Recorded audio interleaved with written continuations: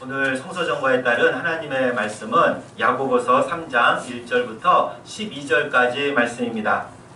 이 성경을 기록한 이는 야고보라고 알려져 있습니다. 이 성경에는 유명한 야고보가 2명 있습니다. 한 명은 예수님의 12제자 중 하나인 야고보입니다. 사도 요한의 쌍둥이 형제죠. 또 한 명은 예수님의 동생입니다. 예수님은 이 땅에 인간으로 오셨는데 육신의 동생들이 있었습니다. 그 중에 한 명이 야고보였습니다. 오늘 야고보서를 기록한 이가 바로 예수님의 동생 야고보입니다. 이 야고보는 처음에 예수님을 믿지 않았습니다. 오히려 가족들과 함께 예수님이 미친 줄 알았습니다. 그러나 예수님이 십자가에서 죽으시고 부활하셨는데 이를 목격하고 평생을 예수님의 제자로 살아가죠. 그 후에 예루살렘 교회의 기둥 같은 역할을 감당합니다. 또 성경 외에 유세비우스가 기록한 저술한 이 교회사라는 책을 보면은 이렇게 기록이 되어 있습니다. 그는 홀로 성전에 들어가 무릎을 꿇고 모든 인간을 용서해 달라고 하나님께 간절히 기도했다. 그래서 야고보의 무릎은 낙타의 무릎처럼 딱딱해졌다. 너무 열심히 오래 기도했기에 무릎이 낙타 무릎처럼 되었다는 말입니다. 야고보는 기도의 사람이었습니다. 야고보서에는 주로 행함에 대한 말씀이 많이 나옵니다. 행함으로 구원을 받는다라는 말이 아니라 믿음이 있다면 그에 걸맞은 행함이 뒤따라야 한다는 말씀이에요. 행함이 없는 믿음은 죽은 것과 같기 때문입니다. 그러면서 고아와 과부 또 가난한 자, 어려운 이웃들을 돌보라고 말씀하고 있습니다. 그리고 오늘 본문도 행함의 일종을 말합니다. 말하는 것, 즉 언어 생활도 행함에 속합니다. 믿는 자로서 어떻게 언어 생활을 해야 되는가라는 것을 말하고 있어요. 우리 1절과 2절 말씀을 함께 봉독합니다. 1절과 2절 말씀입니다. 내 형제들아, 너희는 선생된 우리가 더 큰 심판을 받을 줄 알고 선생이 많이 되지 말라. 우리가 다 실수가 많으니 만일 말에 실수가 없는 자라면 곧 온전한 사람이라 능히 온몸도 굴레 씌우리라. 아멘. 야고보는 선생이 더 큰 심판을 받는다고 하면서 선생이 되지 말라고 권면을 합니다. 그리고 나서 말에 실수가 없는 자가 온전한 자다라고 말하죠. 처음에 선생이 되지 말라고 한 이유는 선생은 말을 많이 하는 자에게 실수도 많기 때문입니다. 말을 많이 하다 보면 실수도 많으니까 더 큰 심판을 받는다는 그런 의미예요. 우리는 살아가면서 많은 실수를 하죠. 실수는 잘못된 것을 뜻합니다. 근데 그중 말에 있어서 실수하지 않는 사람이 있을까요? 말 실수가 없는 사람은 거의 없을 겁니다. 오늘 본문에서도 말에 실수가 없다면 온전한 사람이라 합니다. 온전하다라는 단어는 성숙하다라는 의미인데 성숙한 사람일수록 말의 실수가 적습니다. 그러나 적을 뿐이지 말의 실수가 아예 없는 사람은 없습니다. 저도 마찬가지이지만 아마 여러분들도 말 실수를 종종 할 것입니다. 우리가 흔히 하는 말 실수는 무엇이 있겠습니까? 거짓말이나 유혹뿐만이 아니라 다른 사람에게 상처를 주는 말이라든지 다른 사람을 모욕하는 말 등도 우리 입을 단속하지 못했기에 일어나는 일입니다. 하지 말아야지 하다가도 화가 나면 나도 모르게 이런 말을 하지요. 특히 가까운 가족 간에 이런 말 실수를 자주 합니다. 해서는 안 되는 말을 해서 상처를 주기도 하죠. 또 이 밖에 부정적인 말들도 좋은 말이 아닙니다. 항상 안 될 거야, 어려울 거야, 하면 뭐해? 라는 부정적인 말을 달고 사는 분들도 있죠. 이거 참 안 좋은 습관입니다. 또 다른 사람을 험담하는 것도 좋지 않은 말입니다. 근데 이런 실수는 단순히 실수로 그냥 끝나지 않습니다. 관계를 깨트리기도 하죠. 싸움과 분쟁을 일으키고 되돌이킬 수 없는 깊은 상처를 남기기도 합니다. 부끄럽지만 저도 이런 실수를 한 적이 있습니다. 그 실수로 인해 괴롭고 또 그 때문에 사과도 하죠. 혹시라도 저로 인해 상처를 받는 분이 있다면 또 용서해 주시기 바랍니다. 또한 저 역시 그런 상처가 지금까지 남아있는 것도 있어요. 아주 오래전에 들은 말 한마디가 지금까지도 잊혀지지 않습니다. 제가 뒤끝이 좀 길어서 그런 것이 아니라 이 말에는 그런 위력이 있어요. 특히 나쁜 말은 더 오래 더 강하게 흔적을 남깁니다. 무심코 던진 돌에 개구리가 죽는다는 말이 있지 않습니까? 누군가의 말 실수로 인해 상처를 받은 분들이 있다면 온전히 다 치유되기를 또 주님의 이름으로 축원합니다. 이 말이 가진 위력에 대해서 4절과 5절 말씀에 나오는데 우리 함께 봉독하겠습니다. 4절과 5절 말씀입니다. 또 배를 보라. 그렇게 크고 광풍에 밀려가는 것들을 지극히 작은 키로써 사공의 뜻대로 운행하나니 이와 같이 혀도 작은 지체로 돼 큰 것을 자랑하도다. 보라, 얼마나 작은 불이 얼마나 많은 나무를 태우는가. 아멘. 말은 혀가 있어야 하죠. 혀가 없으면 말을 못합니다. 혀는 인간 몸 전체로 보자면 매우 작은 기관입니다. 우리가 흔히 새치혀로 사람을 잡는다라고 하는데 이 새치라는 것은 약 10cm 정도 되는 겁니다. 10cm 정도 되는데 그러니까 약간 생각보다 크다라고 생각할 수도 있지만 몸 전체로 보면 혀는 아주 작은 기관입니다. 그런 작은 혀가 사람을 죽일 수 있다는 말이에요. 4절에서 키는 배에서 아주 중요한 장치이지만 큰 배의 방향을 이리저리 바꿀 수도 있지만 아주 작은 장치입니다. 혀가 이런 배의 키와 같습니다. 5절에서는 혀를 작은 불에 비유합니다. 여러분들 작은 불 하나만 있어도 온 숲을 태우고도 남습니다. 그렇게 혀는 비록 작은 기관이지만 그 파괴력과 그 영향력은 매우 크다는 말입니다. 말로 천냥빚을 갚을 수도 있지만 말로 사람을 죽일 수도 있기 때문입니다. 그래서 말을 하는데 훈련이 필요해요. 항상 부정적인 말을 하는 분들은 좀 바꿀 필요가 있습니다. 늘 아이고 죽겠다, 힘들어서 못해 먹겠다, 죽겠다 라고 말을 달고 사시는 분들, 또 그거 되겠어? 아이 넌 안 돼, 이런 말을 하시는 분들도 고쳐야 돼요. 특히 자녀들에게 이런 말을 자주 하신다면 사실 자녀 앞길을 망치는 겁니다. 그런 말을 들은 자녀들이 잘 되겠습니까? 이런 분들은 좀 긍정적인 말을 의식적으로 할 필요가 있죠. 그래서 의식적으로라도 잘 될 거야, 넌 할 수 있어, 너를 축복할게, 이런 말을 해야 됩니다. 교회에 대해서도 마찬가지겠죠. 우리 교회가 되겠어? 아 요즘 다 이렇게 힘든데 어떻게 되겠어? 하는 말보다는 정말로 잘 될 거야, 우리 교회는 하나님이 주신 사명을 발견하고 그 일에 참여하고 이룰 거야 하는 말을 해야 되는 거예요. 하나님께서도 이렇게 말씀하셨습니다. 민수기 14장 28절에서 너희 말이 내 귀에 들린 대로 내가 너희에게 행하리니. 무슨 말입니까?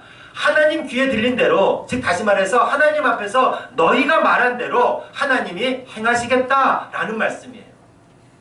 그러니까 좋은 말을 하고 우리가 긍정적인 말을 하는 것은 너무너무 중요합니다. 다 아실 거예요. 그런데 잘 안 되죠? 내 마음대로 말이 잘 안 됩니다. 길들이기가 어렵습니다. 말과 개와 같은 짐승도 길들일 수 있는데 이 혀를 길들이기는 너무나 어려워요. 8절에서 혀는 능히 길들일 사람이 없다라고 말씀을 합니다. 그래서인지 우리가 긍정적인 말보다는 부정적인 말이 먼저 튀어나옵니다. 누군가를 또 위로한다고 하는 말이 나도 모르게 그에게 상처를 줄 때도 있습니다. 이렇게 말에 있어서 늘 실수가 있기 마련이죠. 그럼 실수를 하지 않으려면 차라리 아예 말을 안 하고 사는 게 좋을 겁니다. 근데 말을 또 안 할 수 없잖아요. 또 말은 소통의 수단이 아닙니까? 그럼 어떻게 하면 말 실수를 좀 덜 할까요? 훈련이 필요하다는 겁니다. 오늘 설계의 큰 주제는 아니지만 우리가 간략하게 그래도 한번 그 훈련을 한번 말씀드리겠습니다. 먼저 들을 줄 알아야 됩니다. 듣는 훈련이 잘 안 된 분들이 많이 있어요. 다른 사람의 말을 듣는 훈련을 해야 돼요. 그래서 나의 말은 좀 줄이고 상대의 말을 경청할 수 있어야 됩니다. 그리고 무엇보다 이 사람의 말뿐만이 아니라 하나님의 말씀을 경청해야 됩니다. 하나님의 말씀을 듣기 위해서 우리가 성경도 읽어야 되고 설교도 들어야 됩니다. 그리고 기도하면서 하나님의 음성에 집중해야 돼요. 물론 우리가 기도할 때 우리의 소원을 하나님께 아뢰는 거긴 합니다. 그런데 그렇게 기도하고 끝나면 말실수가 줄어드는데 오래 걸립니다. 좀 시간을 단축하려면요, 기도 가운데 하나님의 음성을 들을 수가 있어야 돼요. 그 하나님의 음성을 듣기 위해서 우리의 입을 좀 닫고 하나님께 집중하고 하나님의 음성을 듣는 훈련을 해야 됩니다. 그렇게 해야 내 안에 하나님으로 인한 충만함이 채워지게 됩니다. 물론 한두 번에서 이런 경험을 하기가 어렵죠. 꾸준한 기도 훈련을 통해서 하나님께 집중하고, 그리고 그 음성을 듣고자 내 입을 다물 때, 그리고 하나님을 묵상하며 하나님으로 충만해질 때 우리가 말실수가 줄어들게 됩니다. 왜냐하면 말이라는 것은 우리 마음에 있는 것이, 그리고 우리의 생각이 나오기 때문이죠. 주님께서도 말씀하지 않으셨습니까? 마음에 선한 것을 쌓은 사람은 선한 것이, 악한 것을 쌓은 사람은 악한 것이 나온다라고 말씀하셨습니다. 그래서 우리가 기도 훈련을 통해 하나님의 충만함으로 채워진다면 어떻게 또 악한 것이 나오겠습니까? 내가 긍정적인 말을 해야지, 하나님 제가 긍정적인 말을 하게 해주세요 라고 되풀이 다짐하기보다는 기도를 통해서 정말 충만해져야 말의 실수가 줄어들게 됩니다. 근데 우리가 하는 이 말실수 중에서 가장 최악은 뭐냐면은 바로 저주입니다. 우리 9절과 10절 말씀을 함께 봉독하겠습니다. 9절과 10절 말씀입니다. 이것으로 우리가 주 아버지를 찬송하고 또 이것으로 하나님의 형상대로 지음을 받은 사람을 저주하나니 한 입에서 찬송과 저주가 나오는도다. 내 형제들아, 이것이 마땅하지 아니하니라. 아멘. 입으로 하는 말 중에서 가장 최고의 것은 하나님을 찬양하는 겁니다. 하나님께 감사하고 또 하나님을 높이는 게 찬양이죠. 하나님 정말 잘하셨습니다. 정말 놀랍고 대단하십니다. 하나님만 영광을 받으시기에 합당하십니다. 이런 게 찬양이에요. 입으로 혀로 할 수 있는 최고의 것은 이 하나님을 찬양하는 겁니다. 한편 말 중에 최악은 바로 저주하는 말이에요. 다른 사람을 저주하는 것은 말로 하는 실수 중 최악입니다. 이 저주라는 건 이런 겁니다. 넌 지옥 갈 거야. 넌 마귀야. 넌 하나님과 끝났어. 라고 선언하는 겁니다. 그런데 이보다 더 최악은 예수님을 따르는 사람으로서 입으로 하나님을 찬양하고 또 그 같은 입으로 다른 사람을 저주하는 것이 가장 최악 중에 최악입니다.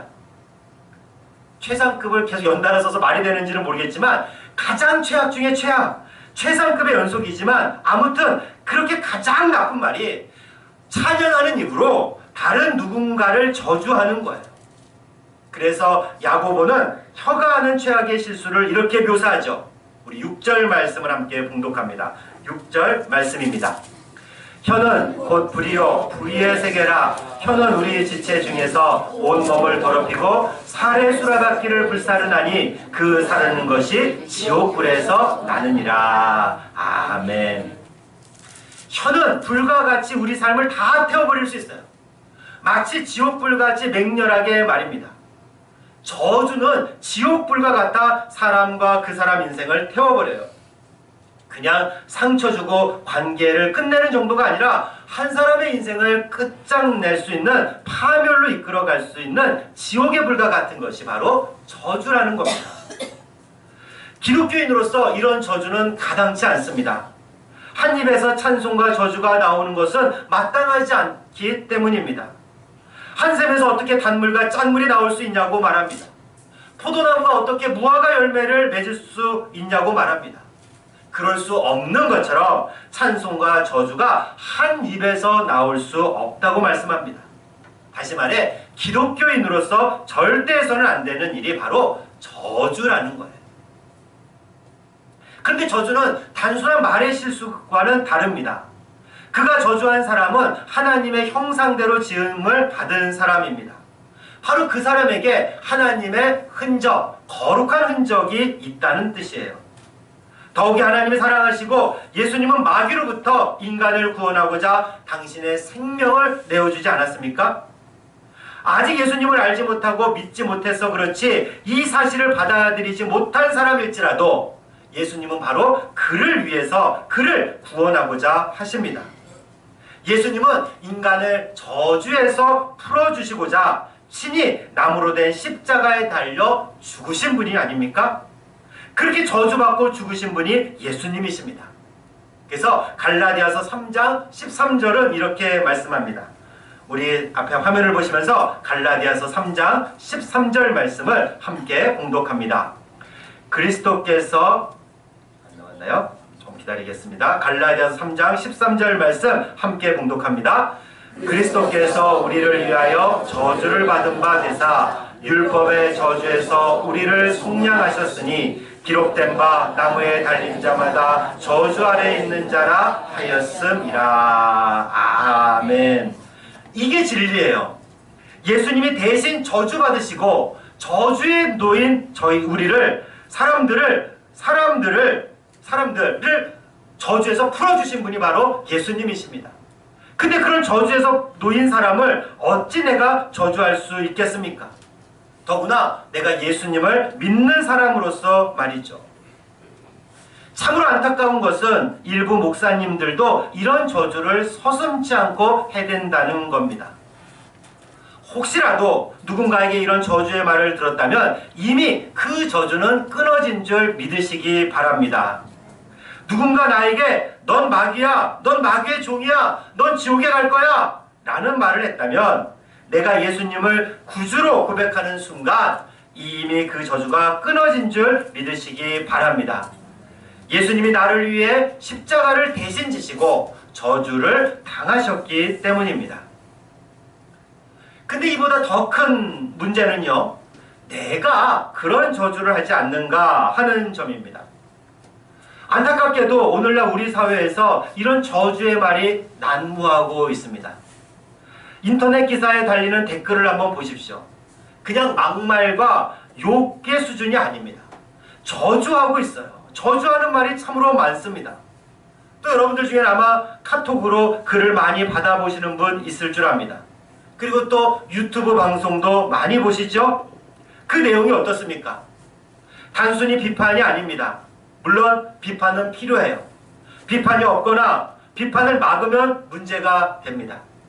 그런데 비판이 아니라 저주하는 내용으로 가득 차 있는 것을 우리가 보게 되죠.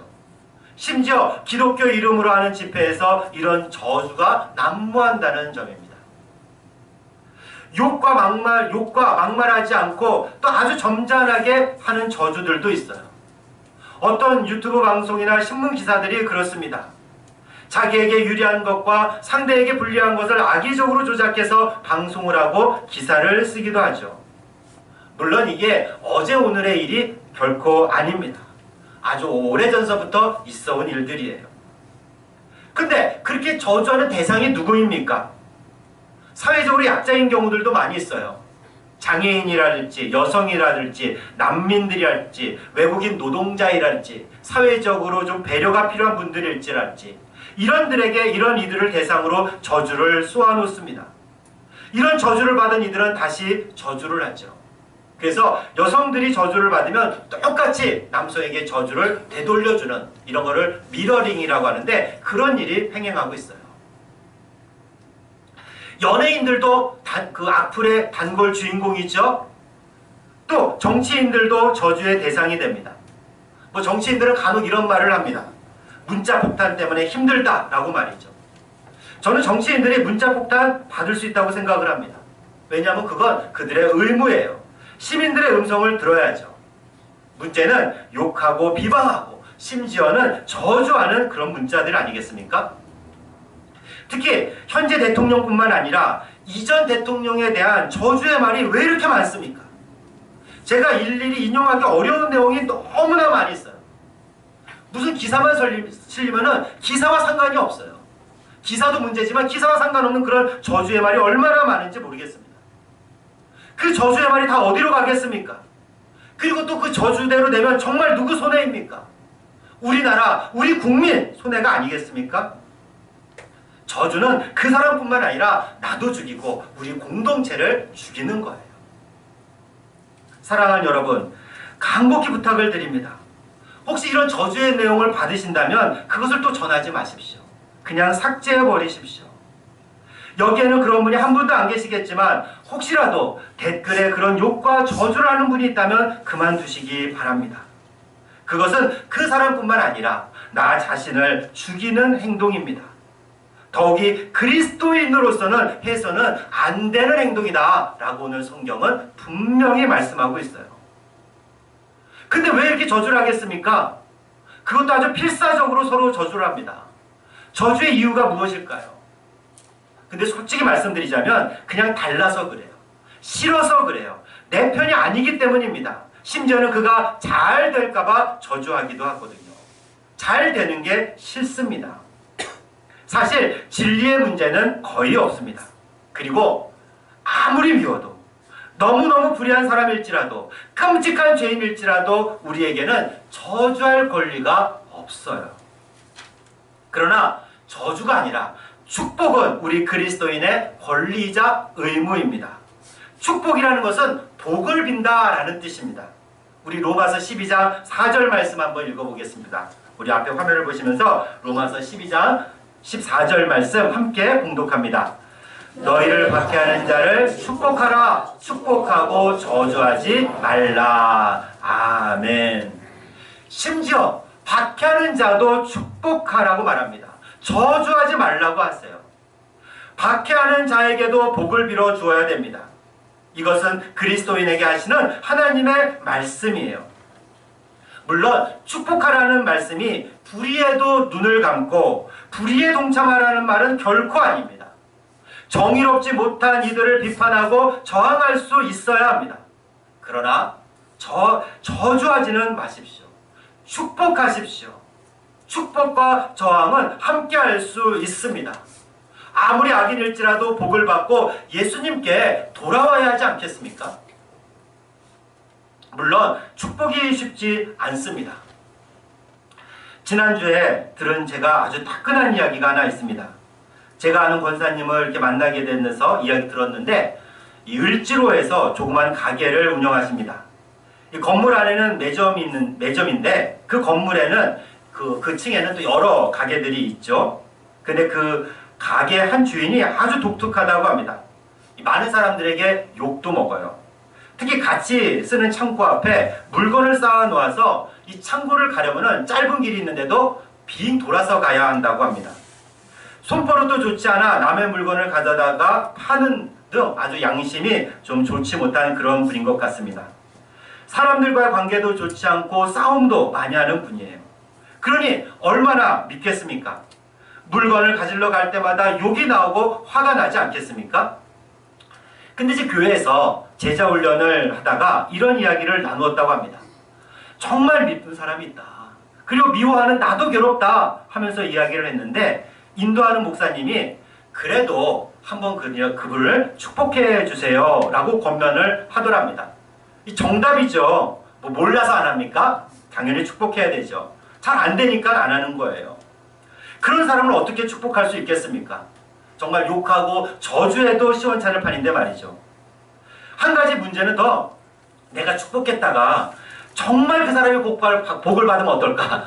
이런 그런 마음도 들더라는 거예요. 그러니까 축복하고 싶은 마음이 전혀 안 되는 거예요. 그런 사람이 복을 받으면 어떻겠어요? 그래서 정말 하기 싫었다고 합니다.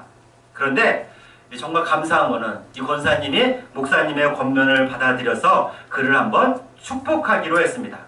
그래서 그 앞을 지날 때마다 그 사람을 볼 때마다 물건을 가지러 빙 돌아갈 때마다 욕하는 대신 그 가게를 그 주인을 축복했어요. 정말 복을 빌어 주었습니다. 어떻게 되었을까요? 어느 날 보니까 이 권사님이 그 사람을 까맣게 잊고 있었대요. 그 권사님 가게가 너무 잘 돼서 이 권사님 가게가 너무 바빠서 그 사람을 생각할 틈이 없었던 거예요. 그 사람뿐만이 아니라 미워하는 마음도 다 사라진 겁니다. 저주하는 마음도 없어졌어요. 게다가 가게도 번창하지 않았습니까? 정말 할렐루야가 아니겠습니까? 그 사람에게 축복을 빌었지만 그가 받을 만하지 못하기에 그 복이 다 그 권사님에게 돌아온 겁니다. 가게가 잘 되어서도 좋지만 그 마음에 미움이 없어지니 얼마나 좋습니까? 사실 가게가 잘 되고 번창한 것은 덤입니다. 덤. 사랑하는 자매 형제 여러분, 누군가 밉습니까? 누군가 저주하고 싶습니까? 그가 아무리 나쁜 사람일지라도 저주는 그리스도인이 할 일이 아닙니다. 저주는 혀로하는 가장 최악의 선택이에요. 너무 미워도 우리가 말 실수를 할 수 있지만 말로, 입으로, 글로 저주해서는 안 됩니다. 너무 미워도 축복해 주세요. 하나님을 찬양하는 입으로 저주하는 것은 마땅치 않습니다. 저주는 양쪽을 다 죽이는 것이지만 축복은 모두를 다 살게 합니다. 아무리 미워도 축복하고 주님이 주시는 복과 생명을 누리시는 여러분과 제가 되기를 주님의 이름으로 축원합니다.